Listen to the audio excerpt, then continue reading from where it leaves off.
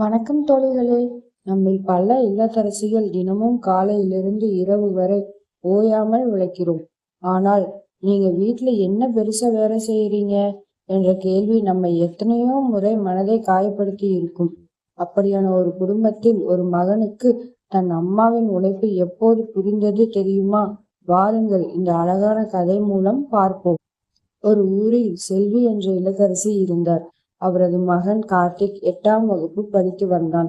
பள்ளி முடிந்து வந்ததும் பையை வீசிவிட்டு விளையாட ஓடுவதுதான் அவனுடைய வழக்கம். அம்மா செல்வி சமையலறை வேலைகள், துணி துவைப்பது, வீடு பெருக்குவதும் என்று ஓடிக்கொண்டிருப்பதை பார்ப்பான்.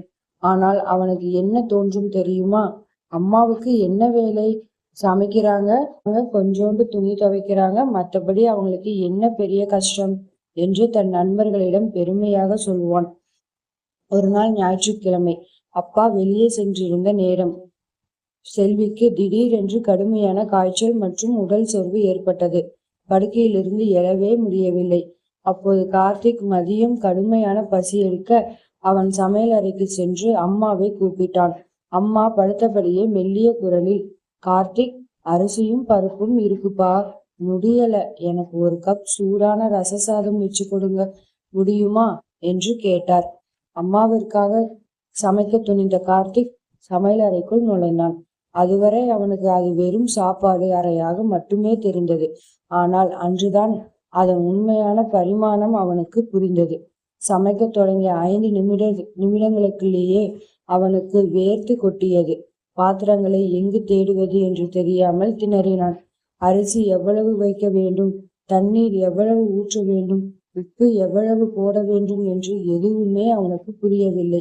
ஒரு வழியாக கஷ்டப்பட்டு பாதியளவு வெந்த சாதமும் உப்பு அதிகம் போன ரசத்தையும் பிரித்து எடுத்து வந்து அம்மாவிற்கு தட்டில் வைத்து தந்தான். அதை சாப்பிட்ட செல்வி மகனின் முகத்தில் இருந்த வியர்வையை பார்த்து புன்னகைத்துவிட்டு, ரொம்ப நன்றி கண்ணா, ரொம்ப நல்லா இருக்கு என்றார். ஆனால் கார்த்திக்கின் கண்களில் கண்ணீர் வந்துவிட்டது. அவன் தன் அம்மாவை கட்டிக்கொண்டு அழுதான். அம்மா, நான் சமைக்கிறதும் வேலை செய்யறதும் ரொம்ப ஈஸின்னு நினைச்சிட்டு இருந்தேன். ஆனா அது எவ்வளவு பெரிய கஷ்டமான வேலை. நீங்க டெய்லி எப்படி இதையெல்லாம் எந்தவித புகாரும் இல்லாம செய்யறீங்க?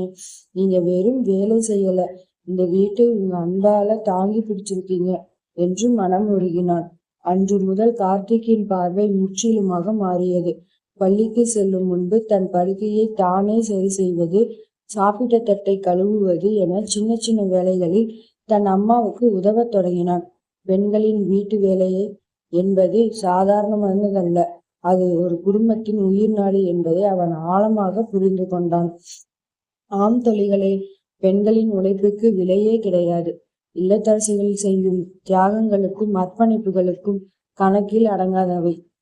பகிர்ந்து கொள்ளும் பொறுப்பு. குடும்பம் என்பது ஒருவரின் தனிப்பட்ட சுமை அல்ல. அனைவரின் ஒத்துழைப்பால் மட்டுமே ஒரு வீடு சொர்க்கமாக மாற முடியும். இந்த வீடியோ உங்களுக்கு பிடித்திருந்தால் உங்கள் தோழிகளுக்கும் உங்கள் வீட்டு ஆண்களுக்கும் ஷேர் செய்யுங்கள். மறக்காம நம்ம சேனலை சப்ஸ்கிரைப் பண்ணுங்க. அடுத்த வீடியோவில் சந்திக்கலாம். நன்றி.